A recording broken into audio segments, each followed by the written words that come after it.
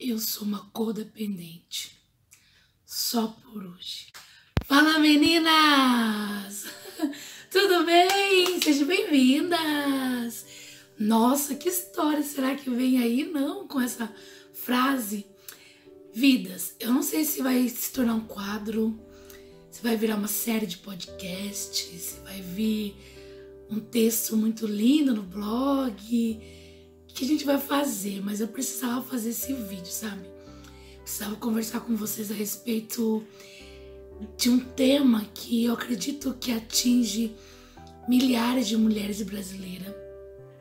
Mães, esposas, jovens, eu acho que não tem um lar brasileiro aí, né? Uma casa em que não foi acometida por essa questão que eu vou falar com vocês hoje. E eu vou colocar aqui o título de A Sua História é a Minha História.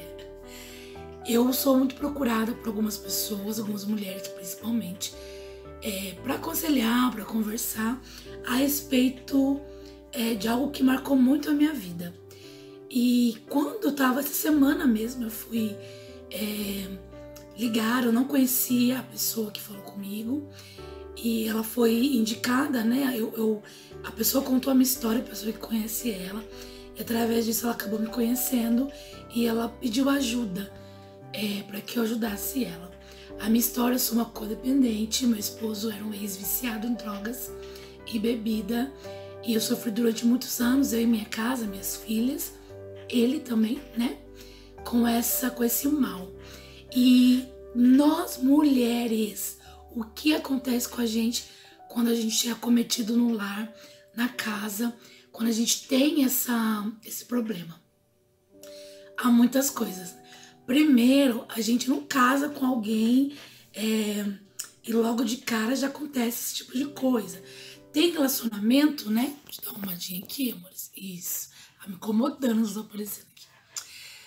Tem situações que no namoro já começa a dar a entender de uma predisposição pro vício, pro álcool, e daí a gente escolhe querer viver isso ou não, né? Mas no meu caso, eu estava casada já há mais de 10 anos e nunca tinha acontecido. Ele tinha predisposição pro álcool, mas não para drogas, né? E quando nós começamos a namorar, ele já tinha essa situação, mas não era tão frequente. E eu sempre acreditava que a gente estando junto, ele ia parar, né? O meu amor, o meu olhar ia fazer com que ele parasse. A gente se engana muito com isso, tá, meninas? Porque eu não mudo a vida do outro. Sendo cônjuge, filho, o que for. Nós não temos esse poder, né? Isso não cabe a nós, não tá sob o nosso controle.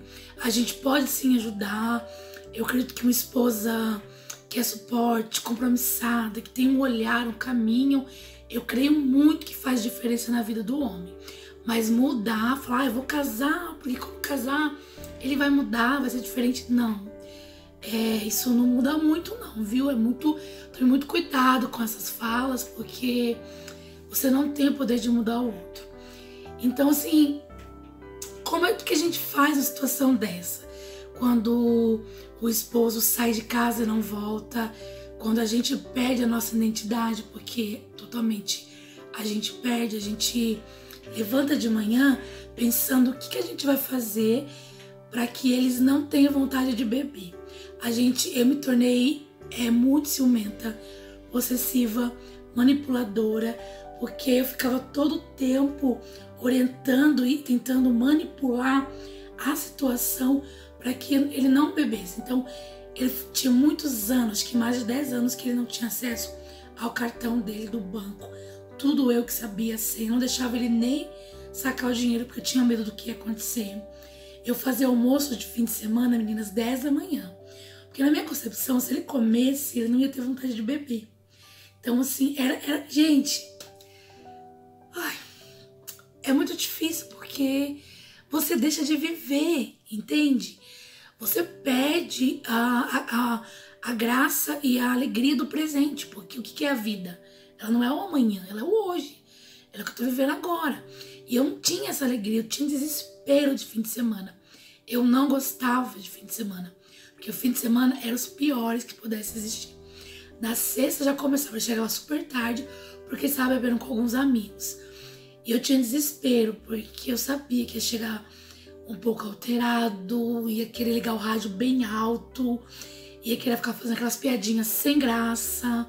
Às vezes a gente tava ali, eu tava pensando, sei lá, num romance, num noite mais especial, num jantar a dois.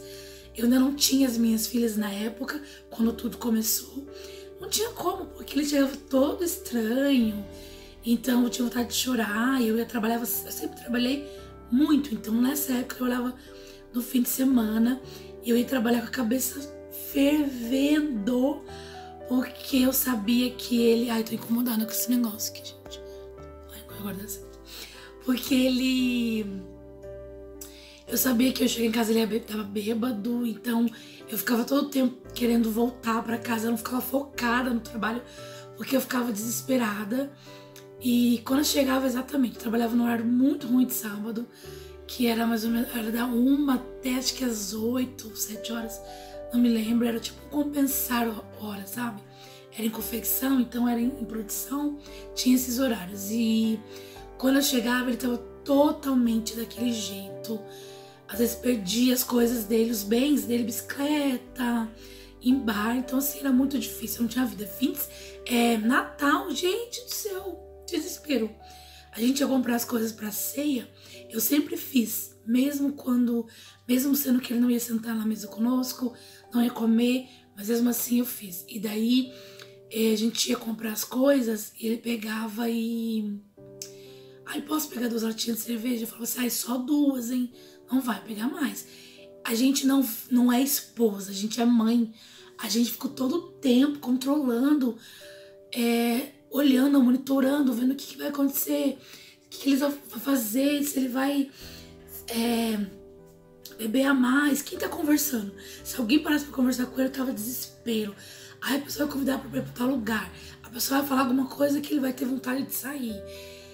Gente que passa por isso, eu chamo de codependente, porque codependente eles têm um vício na bebida, na droga, e a gente tem um vício neles, de cuidar deles, de olhar pra eles, de ver como uma criança mesmo. Então, e a gente que tem essa vida é muito difícil mesmo. A gente perde a nossa identidade. Então, o José foi bebendo muito, muito, muito com umas amizades, acabou viciando em crack e em pó. Então as coisas de casa ele vendeu tudo. Eu tinha dores abdominais cada vez que ele chegava. Não dormia. A gente não dorme. A gente deixa a casa. Eu tinha minhas 2 meninas na época, pequenas. A gente deixa a casa, a gente deixa tudo pra trás deles. A gente começa a ver um vício neles terrível. Porque a gente prefere ter eles assim, daquele jeito, do que não ter eles. Então a gente ia em biqueira buscar, a gente fazia de tudo. Eu lembro que eu tive vontade de me matar. Eu cheguei a quase me jogar na frente de um ônibus, porque eu não aguentava mais. Ele teve 5 recaídas quando ele tentou ficar na clínica para se recuperar. Então eu passei por muitos perrengues e eu vou ter que fazer outro vídeo. Tá ficando muito longo, o tempo não vai dar. Mas eu vou falar uma coisa que me marcou muito. No momento que acontece isso com a gente, a família, ela quer ajudar, né? Só que às vezes elas não sabem como. Então falavam sempre pra mim, você tem que deixar ele não merece você. Deixa que volte lá pro Nordeste, deixa que vá pra tal lugar. Mas eu queria meu esposo, eu queria minha casa, minha família de volta. Ele não foi assim que nós casamos, não era desse jeito. Então assim, eu entendia o cuidado deles, entendia o que eles queriam dizer pra mim. Mas era muito difícil, então o que de fato me sustentou, me ajudou, fez eu me olhar e me amar foi o amor de Cristo, foi o alto amor de Deus na minha vida que me deu força pra sustentar, pra me sustentar. As minhas meninas eram muito pequenas, elas viam, elas sabiam. A Rafa não, que tinha 2 anos e pouco, mas a Bel já se sabia o que estava acontecendo. Ele deixou de comer conosco na mesa. Nós não tínhamos mais contato físico com o olhar, com o abraço de esposo. Nós não tínhamos mais nada, porque o vício destrói, ele rouba tudo. E eu vou parar, vou fazer outro vídeo sobre isso, porque essa história é minha história, mas é a história de todas vocês que estão me ouvindo. É a história de muitas meninas e mães e mulheres como eu, novas, jovens, com sonhos. E olha a sua casa destruída, quebrada, janelas, quebrada, vidros. Olha o seu esposo caído, vomitado, cheirado, de todos os jeitos. Olha seus filhos comendo trancado no quarto e a gente não sabe o que fazer. E eu não tenho uma receita. O meu esposo hoje tá bem, graças a Deus. Já fazem 9 anos, só por hoje. Não tem uma receita, mas tem um caminho. Vamos viver esse caminho? A sua história é a minha história, é a nossa história. Fala, meninas! Beijo!